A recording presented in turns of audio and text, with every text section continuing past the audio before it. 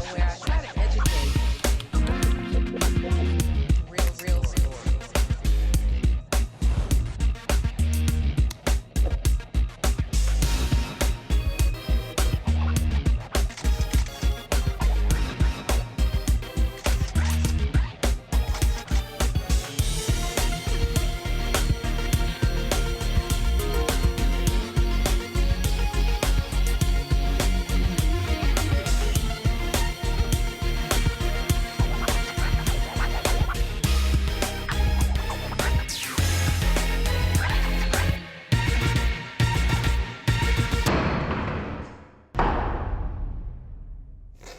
Thank you for watching Truth and Justice with Vivian King.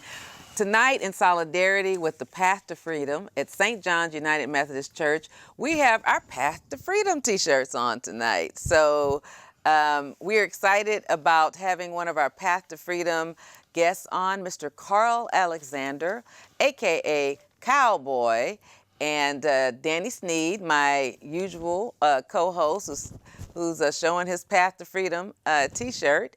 And we're going to talk about Cowboy's Path to Freedom. Path to Freedom. All right, Path to Freedom. So we'll jump straight in. So usually what we do is we talk about where you came from. So tell me, where were you born? Where were you raised primarily? Kind of bounced around a little bit. Born in a little town called Hempstead. That's 4 miles on the other side of Prairie View. Okay. Because my grandparents settled in a little town called Waller, Texas. Okay. Well, my parents moved to Houston most of my life. During my elementary years was spent in Houston, where I bounced back and forth. Between Houston and Hempstead? Houston and Hempstead. There I experienced a lot of things that kids growing up should, and then some that they shouldn't experience. Like what? Inappropriate behavior at its extreme. That lasted from 4 to 6 years old. Can you talk about that? Well, it was molestation, By rape, family members. Do you remember it? Or, I mean, how would Very you remember vividly. something from 4 to 6 years old? Because that was my developmental stages of life, first of Right. all. Did anybody Second, know? It was painful. Oh, they knew. Who knew? That was different relatives that I tried to open up to, but because of the family structure, they didn't want you to let it leak outside of the family. So I was literally whipped for exposing these people. Were they relatives? Very close. When it really came out is when, of course, a little boy is not supposed to be able to accommodate the body parts of an adult man. So my bottom ripped. I literally tore and had to be taken to the hospital and sewn back up. Now, what kind of monster would do that to a child? Well, you know, I wasn't allowed to tell. I wasn't allowed to talk about Do it. you think that this perpetrator did it to other children in your family or in his reach? It was common, and it was talked about, but not talked about. So why didn't somebody beat his ass? That's what I'm trying to understand. Well, yeah, I mean, This the country. He People wasn't, are rough he and wasn't tough. the only one, and a lot of things like that. Molestation, incest, a lot of family interaction happens in small towns. People rarely talk about this. I know, and that's the tragedy of it. A lot of children are locked into situations and don't know how to get out. Because How would a child know how to get out? Because our parents are supposed to protect us. That's what was confusing. The very people that were supposed to be my protectors were the ones who were the monsters, if you will. I can still remember the footsteps coming down the hall, knowing that this person was coming to my room. And let's talk about a lot of times when people are molested at an early age, childhood rape, molestation. What happens in the interim is that they become what we call today bipolar, what happens with that The is victim of the the molestation. victim becomes bipolar because you have to Live outside of yourself. disappear from that particular moment some kind of way. You become someone else, you become something else, or your mind goes someplace else so you don't experience the pain repeatedly. So you have different personalities in order to not be the person that's being victimized. And we see that happening, and that plays out, and it becomes more and more. As time goes on, and we begin to feel locked out of a normal society, we become chameleons, if you will. We turn into what you think, I turn into what I think you want me to be in order to fit into your world. It sounds like you've had a lot of therapy and a lot of healing to be able to explain it, that experience, as if it didn't happen to you, as if you were explaining what happens to people when they go through this experience. The more I talk about it, Danny, the less power it has over me because it really controls my life. Well, let me tell you something interesting, Danny. The way he's explaining it to me is not actually I don't perceive it that way. And I guess because I've had some of that same trauma growing up. So I actually hear it coming from him and not from somebody else. Well, that's a shared experience. Yeah. But let me let you But know I'm just something. because it sounds like it's coming from his heart. And I would like actually, if you'll let him just kind of explain it a little bit more. Okay. Let him Go ahead, finish. I had to really, I didn't know, because I really felt dirty. I felt like people knew my secret. I felt like people knew because sometimes family members laughed about it. So I thought that everybody in the community knew about it.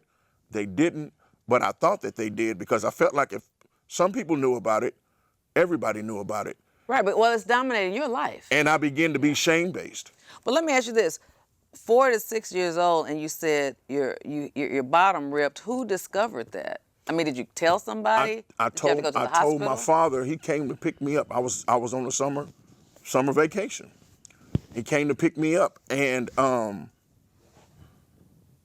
finally, my grandmother. I was able to tell her when she saw the blood, and she was like, "Oh my God." She was worried about what am I going to tell your dad? Not are you okay? But did she take you to the hospital or no? She called him. He took me to the hospital. Well, finally, we had to talk about it. It was out in the open. The cards were on the table. How old do you think you were then? I was around 7 years old. Okay. I was around 7 years old. At the same. So your grandmother called your father. So that's her mother. That was her son. Okay. So that was around about the time that my parents their marriage was on the rocks. So I moved away. But what did they do? Did they have to take you to the hospital? I thought you They made took a me to the reference hospital. in Hempstead. No. I came back down towards Cypress, towards the Houston area. Okay. So your father took you to the hospital. Father took me to the doctor. Never once asked me who What did happened? it, what's wrong, what happened. Never explained. Wait a minute. So when he took you, he didn't take you to a hospital. He took you to an actual doctor. He took me to a clinic, a doctor. Okay. And what happened? They sewed me up. And nobody talked about it? The doctor didn't talk to you about it? That was back in the 60s, and not just that. That was an era when my parents fought a lot, and I was brutally beaten a lot by my father. So doctors didn't ask a lot of questions, and that was our family doctor. And a lot of times I would go in for bruises and cuts, and he would beat me until I bled. And the doctor would ask questions, and he would just look at him and say, don't tell me how to raise my boy. Well, in the 60s, you didn't have the childhood protection that you have now. Mm-hmm. So that was a very, very traumatic time in my life. Did you have any siblings? I did. I had 4 sisters. And so was the same thing happening to your sisters? No. Not that I know of. Were they older or younger? I had one sister that was older, and the rest were younger. Now, when you went down, when you would go with your grandmother, was the sister that was older, would she go too? She would go. Would you be in the same bedroom? No. The girls slept, actually there was a block where we had 3 different family houses, grandmother, uncles, the girls would stay over here. There's a lot of children. And matter of fact, the whole town was my relatives. So we did a lot of interacting, staying here, eating over here, you know, sleeping over there. But I would always land up, for some reason, I was forbidden to go out in a way. I had to stay there. And so your father would still take you to your grandmother's knowing that something could happen to you. Or maybe they didn't know. They didn't know. They didn't want to know. The whole time there, I could remember that. Was that his brother? I was sitting on a towel. And I can remember having to change out the towel. That's a damn shame. I'm just trying to understand And why somebody didn't. The adults. Yeah, I'm just trying to figure that out. Yeah, and so I know you carried a lot of anger and shame behind that. I did. A lot of bitterness. A lot of bitterness for years. For years. And so they would change out I would have to change towels, and he had an old work truck, and I was in that Who truck. had the truck? My dad. He had an old work truck, and I was going down the street, and we were going down 290. I only had one lane coming this way and one lane going that way. And I can remember him saying, "Make sure you switch those towels out. I don't want that blood on my seat." God dang, cowboy. And so, I mean, That's low down. yeah, I mean, it was just, you know, I was raised, you know, in a male dominant family. And I mean, I'm third generation cowboy. My grandpa lived at 110 years old. He broke horses till he was 87. Just a tough old man. But And you would think those kind of people would you know, not close their eyes men to didn't what you cry, described. you know, toughen up, take it, you'll be all right kind of a thing. But I'm just saying, but to that type of, you wouldn't think that a cowboy type of environment would allow a man to do that to a boy. Would have to be outraged. Without whooping somebody's butt and fighting and something bad happening to them. Because a lot of cowboys protect children. Uncles, cousins, everybody. Let's go. I mean, were they afraid of did they know who was the perpetrator? They knew. They weren't afraid. Were they afraid of the perpetrator? They were. It was an unspoken respect for them versus. Was this person that did this Now, married? Understand. Was this person married? Oh, very married. And what did the with wife children. You just didn't. The women certainly didn't say anything. But what about the other, like his sons, the perpetrator's sons? That's. You think he did the same thing to them? There was an involvement there.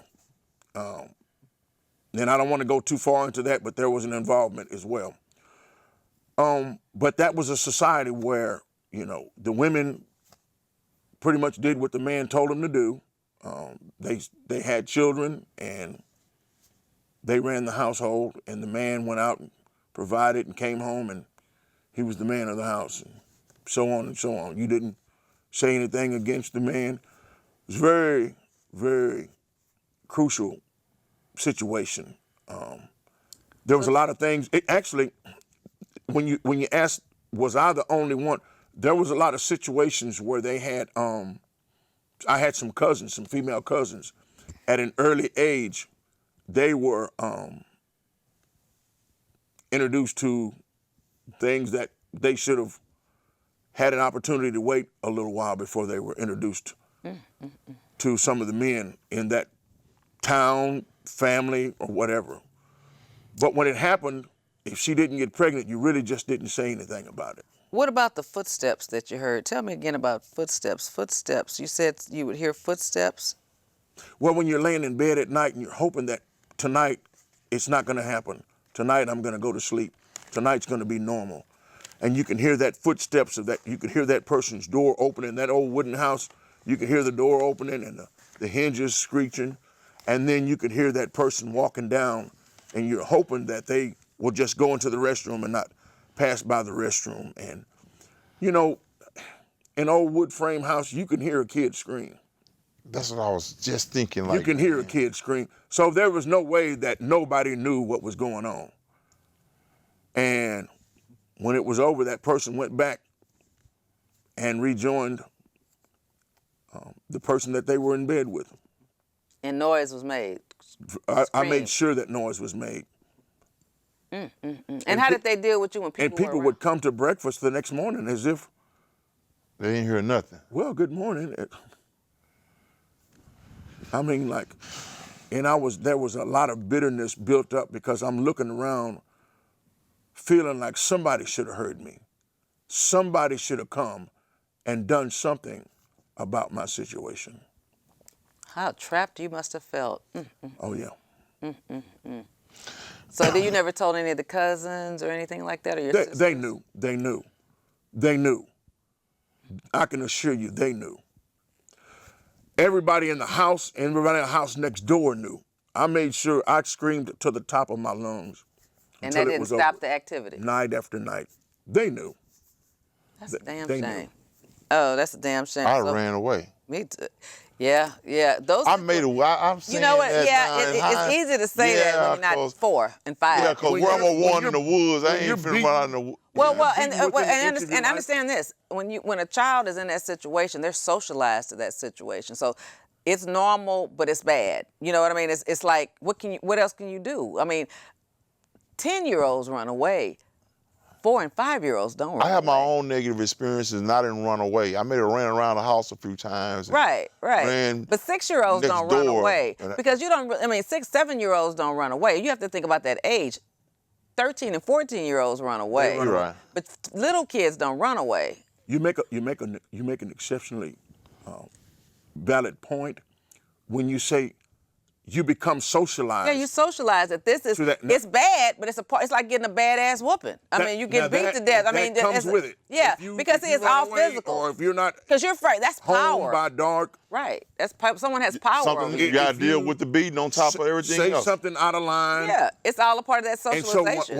when I go to reach out and to say You wrong. You this gonna is get happening right, to me, right. then I get beat. You're gonna get beat. Then here I am. Well, I complained. And especially about now, this think in about my the family, age. too. Think about the age. You have grandkids. Just think about a 6-year-old. Where is a 6-year-old gonna go? 6-year-olds don't think about running away. Yeah. You have to have built that up in your mind long enough, and maybe seen a show where somebody runs away, like a Pinocchio or something. But you don't even think about the concept of running away. This is your life when you're socialized like that, and you know that you're gonna get your ass beat. You know that it's pain either way. You just want to live through it, and like you said, have an alternative personality to deal with it, like a happy personality or whatever you can muster.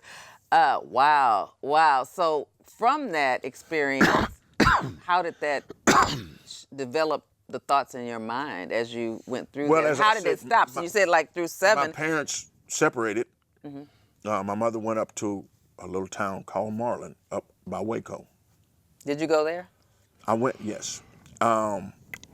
And it just, everything changed. Now, how old were you when you went to Marlin, Texas with your mother? I was about 8 or 9, around that 8 or 9 time frame. So then you weren't around your father's people anymore. Not anymore. I was around my mother's people, and I really excelled in school. I was really accepted.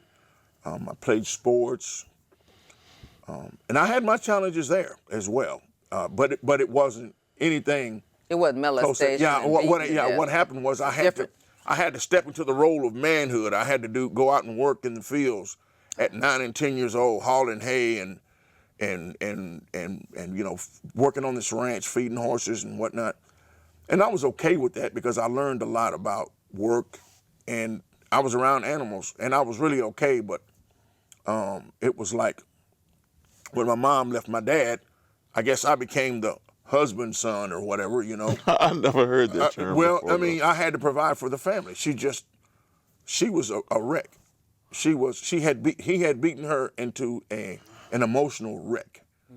She was a registered nurse, but she was in no way, no shape Couldn't to go. work. No, she couldn't go. By the time she broke away from there, it was almost at that breaking point. Who So, did she live with when she went there? Did she She have lived parents? with her cousin. We call her my Aunt Odessa. She invited us in. She took me and didn't. She was she was raised country girl to the extreme. She taught me how to fish, how to hunt, Your cousin, your mom's cousin? everything that my dad should have done. So she was a sweet lady. She was precious, and she was probably the world's best cook to me. So, I mean, life took a turn, and I deserved it. I deserved to be there. I deserved to, because Did your mother grow in spirit, or did she stay? she did. She messed was up? allowed to. She was allowed to heal or the abuse stopped. I don't know that she ever really got Right. what she needed because she never ever went back to work. And God Did you bless ever her. see a smile? Did she seem happy or? She began to smile again. She began to smile again. She had a peace and a calm in her spirit. And God has blessed me to be able to take care of her now. Was she in her able to older age. date again, or did she just leave men No, alone? Or she she that left? was out of there. She didn't care about dating. That Okay. was enough. Yeah. So Well, I'm sure she was a pretty lady, so I just didn't know if she moving was to very pretty. going back home into her area, if somebody, like high school sweetheart came back in her life or something Well, when like she that. first got there, she kept for about 2 years. For the kids, they wouldn't even know she was in town. She kept her curtains closed and the room was Oh, she was always probably dark. scared of him that he might come get her or something. He had driven her into the worst depression. And I didn't know that she was in a depression. Well, how would a kid know? I would just always think this room looks like a morgue. She kept it dark all the time and Yeah. all through the day. She just didn't want any sunlight. She had migraines all the time. So I was beginning to turn back into normal, the normality And of, were your of sisters life. there too? They were there. So how many sisters you have? 4? 4 sisters. And they all came and I began to be the big brother. And there was a respect that I had from the family that began to come back. Because normal had become abnormal and abnormal had become normal for me. Right. And I just had accepted that that's how I was supposed to be. Even so, until I began to struggle with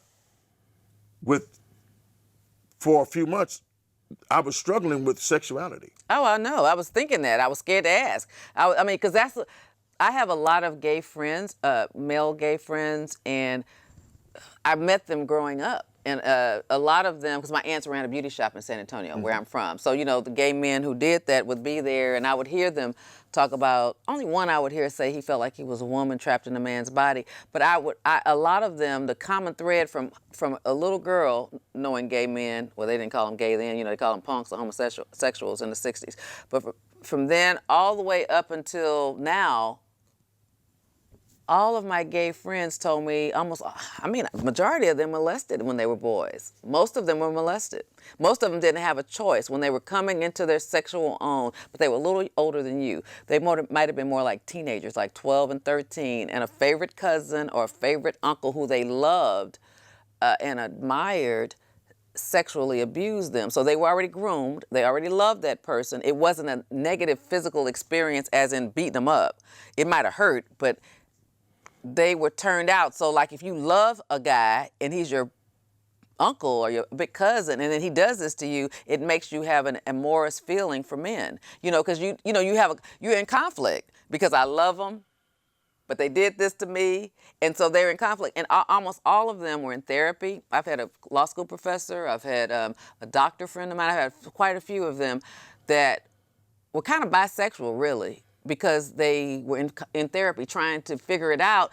But the common thread of all my experiences and all my years is like there was a molestation when they were young. But at the puberty stage, like when they were, like someone didn't give them a choice when they were ready to have sex and experiment at 13 and 14. They didn't get a choice. But our society is a lot different now when you listen to them. But these are not the guys who are today. Like today, people seem like, well, as a little boy, I knew it was gay.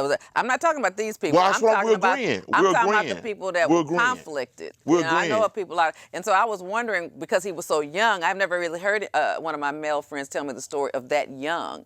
So I didn't know if that created a conflict too, or just anger. But it creates a conflict because that's your first sexual experience. Like everybody remembers their first sexual experience. Yeah. But it wasn't one you chose. Most of us get to wasn't choose. one I But a chose. lot of girls, which y'all don't know, and you might know because you've had that experience, a lot of girls' first sexual experience are not chosen. They're male people in their family who've taken advantage of them. A lot of females' first sexual experience was not by choice. I see we have a phone call. Caller, turn your volume down and please state your comment or question. Hey, good evening. My name is Larry, and my question is that I've listened to the show. The young man, how did it affect his life as he went off into manhood? Can we talk about the 20-year-old lifestyle? How was that? Yes, sir. Thank you for your question, and we'll answer it. And if if you have another one, just call us back. He'll call. You can stay on the line though. Whatever you want to do. I think that I was at that time as and you stated 20, but let me Yeah. go back a little earlier than Yeah, that. yes, sir. There were a couple of times when I was alone when I moved away. I would move up in Marlin. When I got there, was a new kid on the block. You know, I was going into junior high school. There was a couple of times that I was out on a date and it could have happened, it should have happened. And you were talking about taking a young lady's virginity, and we were intimate with them. I was intimate with them, and it got to that point and I froze. I couldn't, it's not that I got it up. I could get it up. It was It was the right thing to do to stop though. And what No. it was the right thing to do. You don't think that was the right thing to do? I don't know. No, I was just being joking. No, I like the joke. I like the joke. We need to lighten it up. Yeah, I'm just saying.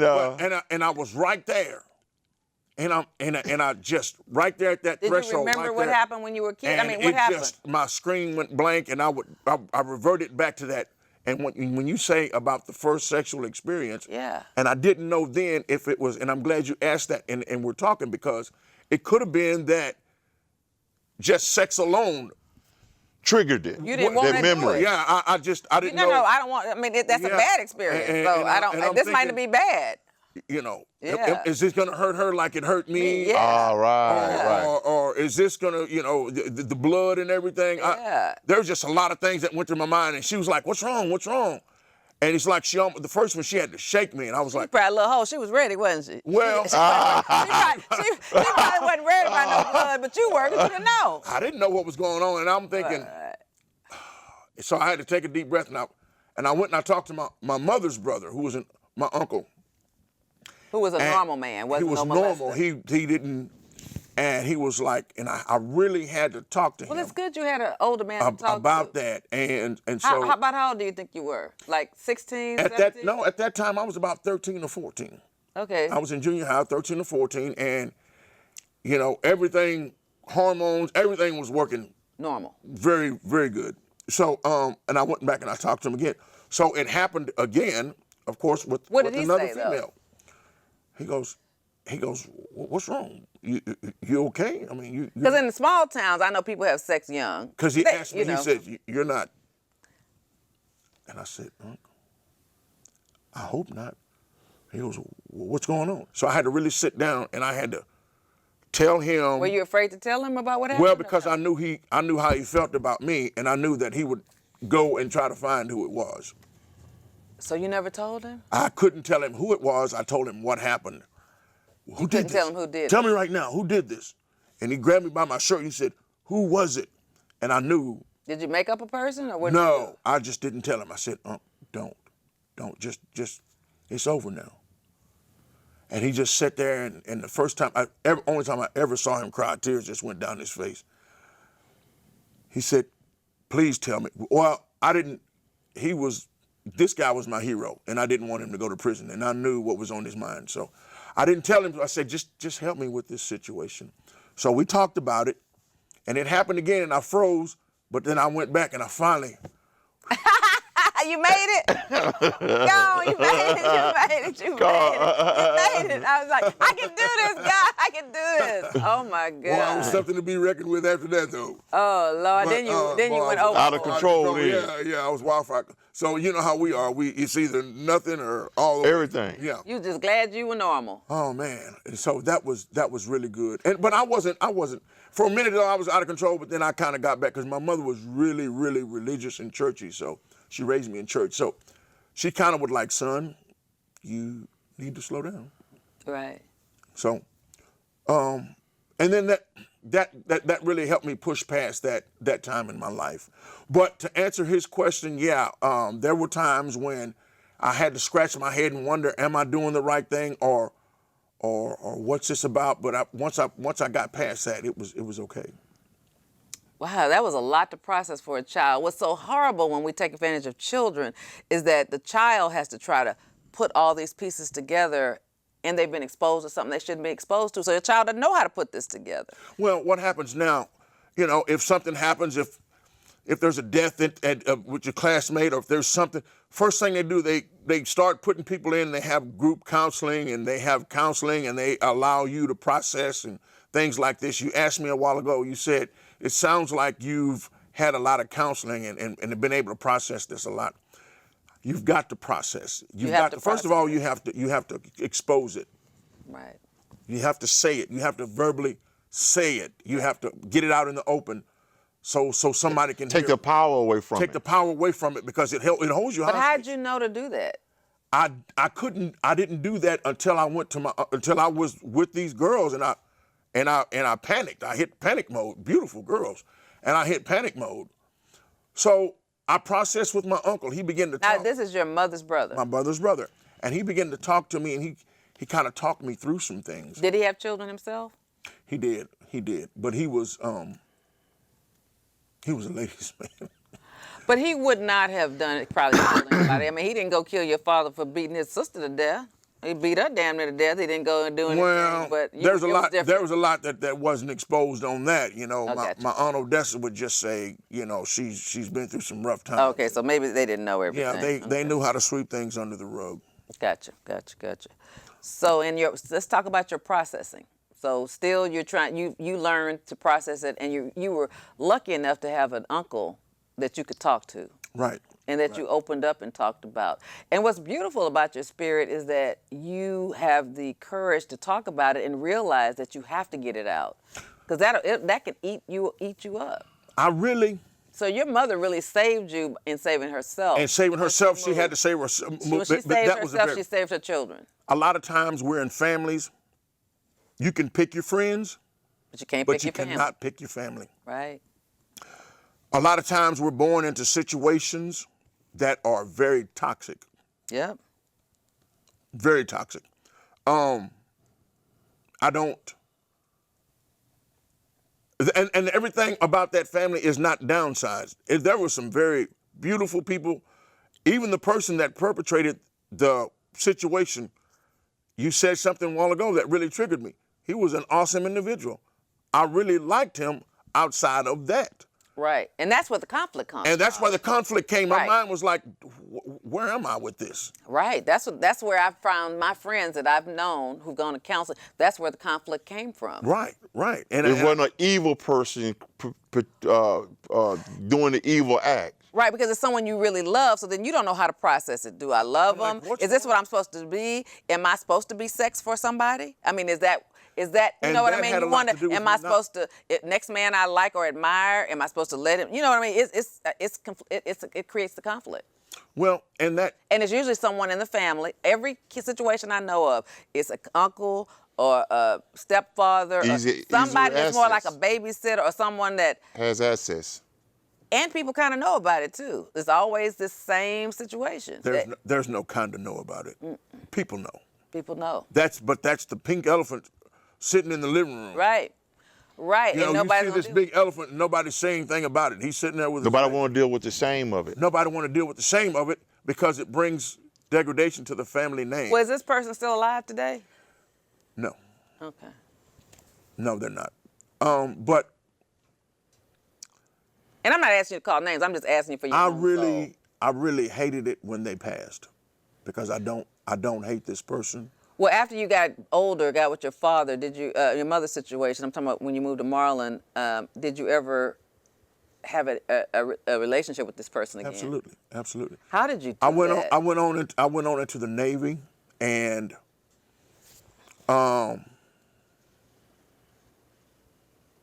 got out. How long were you in the Navy? I was in the Navy, active duty. I was in for 5 years, a year longer than I should have. Then I was in reserve for another 4 years. That was right about the time Saddam Hussein was setting oceans on fire, and we were evacuating people out of Iraq and things like this.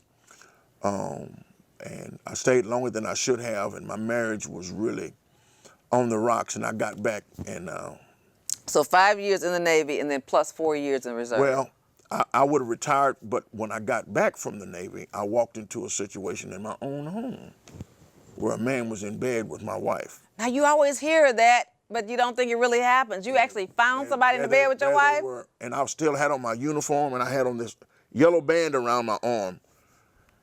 And What was that for? That's when they welcomed the soldiers and sailors back home. You know, tie a yellow ribbon around your tree, Okay. and, you know, the yellow armband. Now where were you living then? Huntsville, Texas. And I went and I called the Huntsville PD, and I said, I'm about to kill my wife. What? And I didn't know that they had caller ID. That's the first time I've ever heard of caller ID, but the police departments had it. And What year was this, if you remember? this was 1992. 1992. So you walk in. Now where were you stationed in? So the Navy is usually in San Diego or somewhere in California or somewhere. We were stationed in Jacksonville, Florida. Oh, in Florida, okay. But our ship, I was on the USS Nimitz. Okay. My ship, I was a fighter jet mechanic. Okay. So my ship was stationed in Norfolk, Virginia. So I can remember driving all the way from Jacksonville, Florida, 23 hours straight. I had perfume from France. I had all kind of things, little trinkets that I gotten all over the world for my wife. And it was really devastating. So then that's So you were surprising her. She didn't know exactly when you were coming home? No. We didn't have cell phones, you know. Right.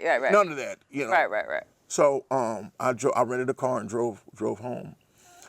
And when I'm in the phone booth, all these police officers show up and they get out and they want to draw their weapons, and I can see them wanting to draw their weapons.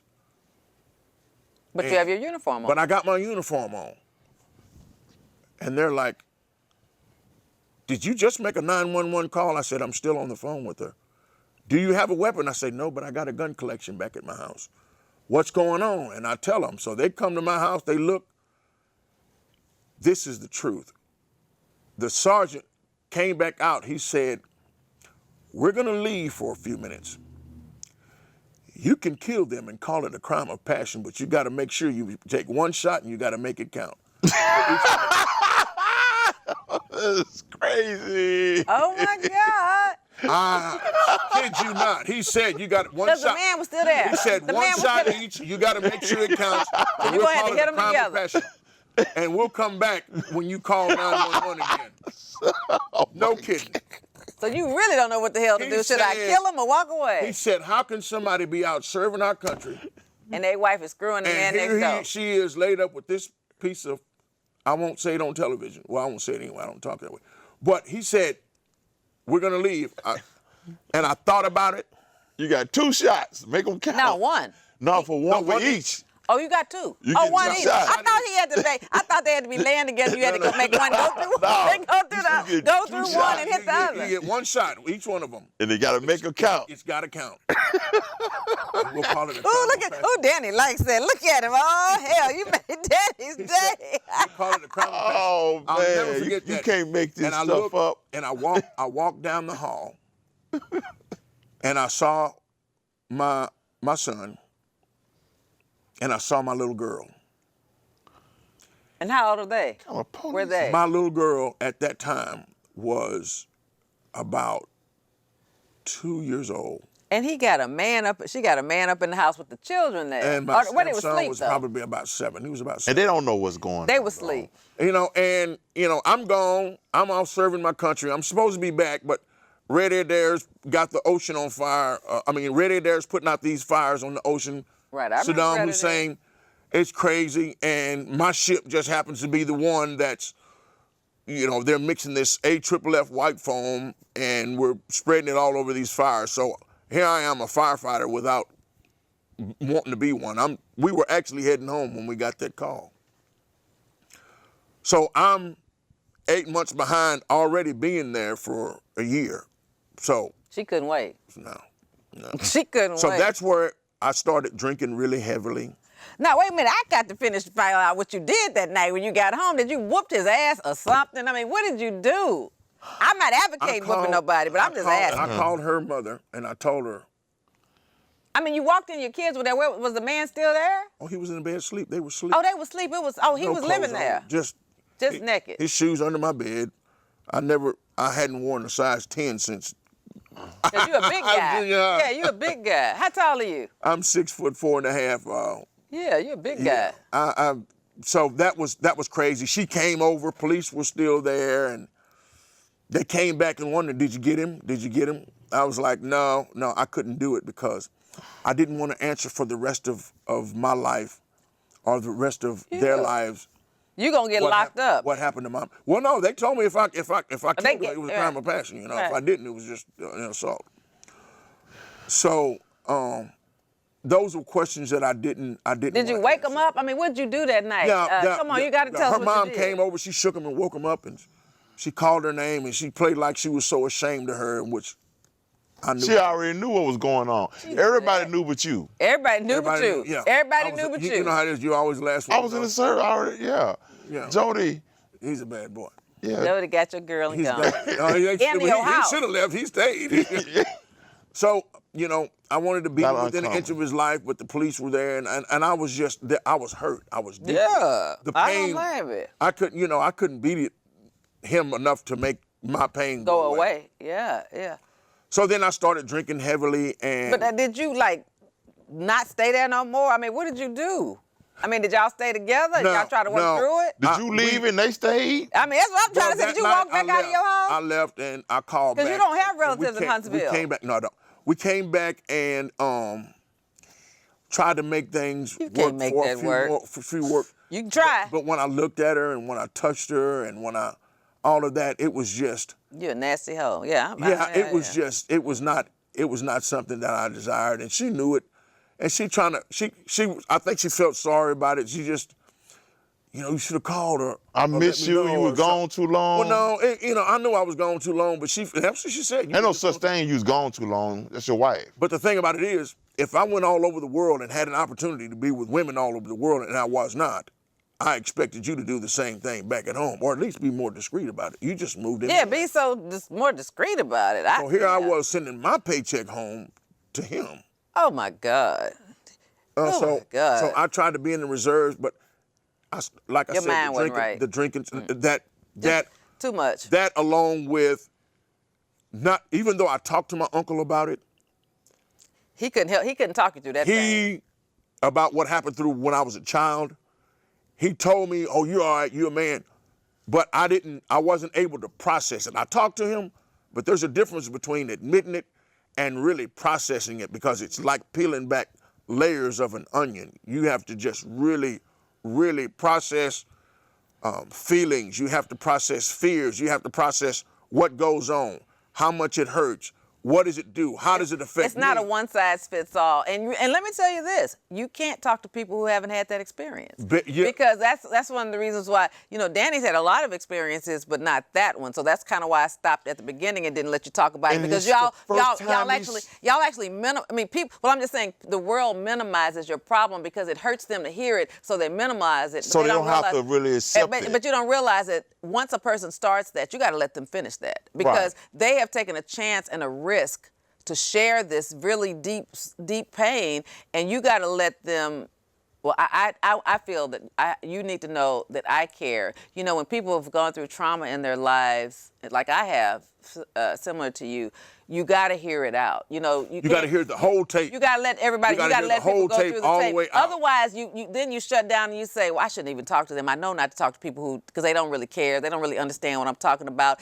If you shut a person down that's sharing something intimate like that, it hurts them more to be shut down or minimized than, you might as well come and slap them. Because that's the way they feel when they leave. It's like, I can't believe I opened this up, and they don't even give a damn. All they telling me is that, don't worry, God will make you better. Because that's what all people know to say, but that's really not the right thing to say. God will fix it. Because what a child says is this, I know what you said. Where was God? Where was God? Didn't you say that to yourself? My mom was Where like, was God when I was 4? Like, Where was Lord, God when I was 5? you know. Where was God when I was 6? I know you asked that. Oh, trust me, I know. I realized if it wasn't for God, I wouldn't have gotten through it. You wouldn't have gotten through it. But as a kid, when people make that be the answer, that can't be the answer because it didn't answer. Because a child, if a child has to be stuck on why did God, that's why so many people are atheists now. That's why so many people are agnostic, because they go through something and somebody says God. Well, children just want to know, where was God? If God is our protector, our redeemer, where was God? You see what I'm saying? So you can't process it like normal people process life. You know, when you've had a chance to do the right thing and you screw up, then you can say, God helped me through it. That was but one of God, the because you had a choice. Yeah. You didn't have a choice. So where was God? I mean, he didn't have a choice. So God can't be the answer to that. God is your redeemer. But his relationship with God is not the same relationship you have with God. It's not the same relationship I have with God. Well, and that's true because you don't know where God was. So you got to grow up, accept what happened to you, and then accept God too. You know what I'm saying? Right. It's like two. It's not one size fits all. Well, and Otherwise, God not wants me to not be only abused. that. Does God not love me then? Because then you have to, if you say God is the answer, then you say, well, at 6, God thinks that I'm supposed to be molested and screwed, and this is what God wants for me. And that's why so many people who were molested and screwed become prostitutes. Because they feel like if this was God wanted me to do, then this is what love is. This is what love is. This is what love and life is. And that's why so many prostitutes were molested when they were kids. Because that's the only way you're gonna prostitute. God then wants me to just be somebody's sex toy and for it to hurt me and but God can't want that of you. So God is not the answer. So when people are hurting, never tell them God. That's all I got to say. Yeah. If it's about something that happened when they were a child, I'm just letting you know, don't talk about God. Yeah. Because why didn't God stop that from happening? Where was he at? And you can't answer that question. Because monsters were in charge. Because monsters were in charge. So here we are. I'm walking in to this situation. I haven't processed right. You don't know how to childhood process situation. Yes. Right. So now here we got more and more pain compounded upon New trauma. A new trauma, a whole new trauma after coming out of the military. And a lifelong trauma, because you're thinking this is the person you're going to spend the rest of your life with. Yeah. And have more children with. I want to die and grow up with this person. Right. Yeah. So now here we are, and so now I'm driving around. And then you wonder, where's God again? Because now he didn't control that situation. Yeah. And so now it happened as a kid. So am I just someone that God hates? Then you wonder if God hates you. Let God make it. He all right. No, we know he makes it. He's our salvation, our redeemer. But I'm just saying you can't process it with that. Just take it to the Lord in prayer. You can't. It's a deeper relationship that we have with God than you do. You have to. Very key point that needs to be, and I speak to every pastor and under the sound of our voice, what you are saying is so. I don't have a problem with you laying hands on somebody and saying be healed. I don't have a problem with that. But everybody's healing process it's not that simple. The same. It's not the same. And it's not that simple. And in the black culture, we are the world's worst about saying, well, telling you how to feel. We're going to pray for you. We're going to pray for you, and the Lord's going to make it right. And I just want you to lift up your eyes to the hills. Right. And the Lord is going to fix it and make it better. Well, when you go to bed that night, and somebody walks in there and screws you when you're 6 years old, how did the Lord make it better? And why do you take high blood pressure medicine? And why do you take heart pills? And why don't the Lord make that better?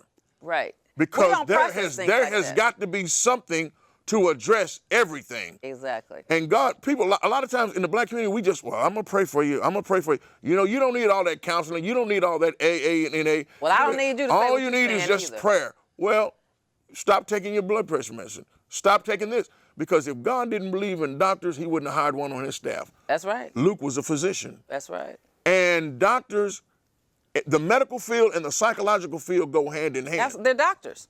They're doctors. So now we address situations in the black church with a very sweep under the rug mentality. Agreed. You know, go to the altar, come up for prayer. Right. We done prayed for Sister So-and-so. You're going to be all right. And that's the biggest lie and the biggest myth that you could ever tell a parishioner. What you need to do is have enough training, enough to have someone in the church or outsource someone so you can send this person for counseling. Amen. Because as you said it, sometimes you can talk to a person and you're not trained and you can peel the scab off of it just enough to start bleeding all over again. And they don't understand what can of worms they just open. Well, how am I going to stop this bleeding? Well, go over there and sit over there and pray, and God will stop the bleeding. No, he won't. There are professionals who are trained to deal with this, and that's why I'm going to school right now.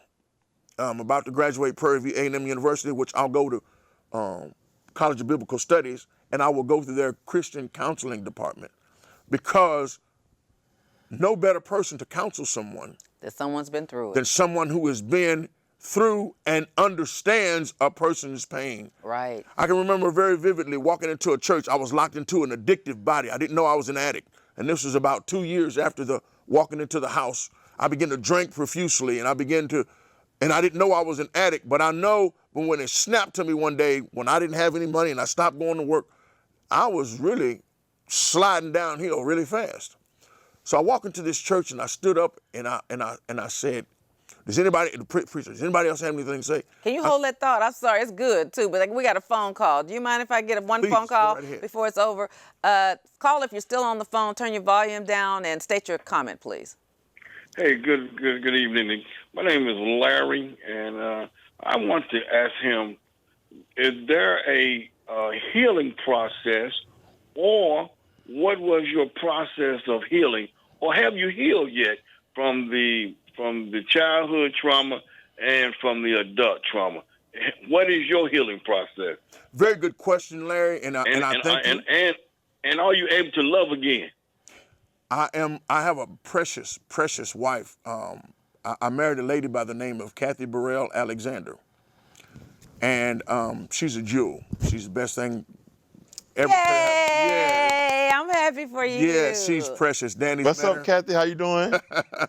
She's very precious to me. And she's taught Process me. of healing. The process of healing happened when. Thank you, because I'll talk about her all day. The process of healing began with me when I got locked into a prison they call Safe P. I had been in prisons before that because I didn't know why I was acting out. Now here we are, we got these two situations that are at the forefront of my mind, the bleeding. Yes, sir. So I'm bleeding all over everybody now. Yep. I'm bleeding all over from town to town, state to state. And I don't realize that wherever I go, there I am. I'm trying to run from myself. I'm trying to run from the pain. I'm trying to run from, so they locked me into this Safe P. For 8 months. I had to sit there and go through the 12 steps of Alcoholics and Narcotics Anonymous.